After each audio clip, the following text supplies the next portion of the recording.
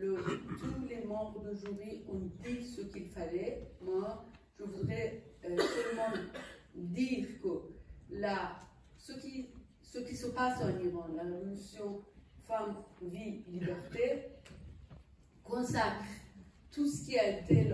Moi, je suis la plus heureuse de voir que le prix Simone de Beauvoir a été attribué à ce mouvement, à des femmes qui luttent au sein de ce mouvement, parce que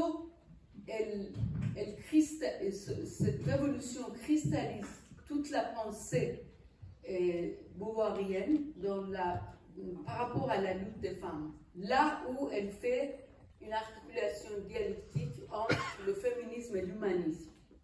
Donc, avec le mouvement de femmes, comme a été rappelé, Sylvie l'a dit, Pierre l'a dit, Siem et Ismaël l'ont dit, c'est une révolution existentielle. La libération des femmes n'est pas que la libération des femmes.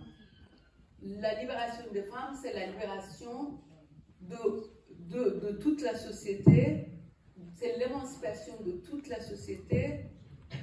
Et effectivement, ce qui se passe au sein de ce mouvement actuel en Iran dit et donne tout ce sens à cette pensée. Les femmes et les hommes, main dans la main, militent contre un pouvoir mortifère, un homme répressif qui, en idéologisant la religion, prive de la citoyenneté tout le peuple iranien.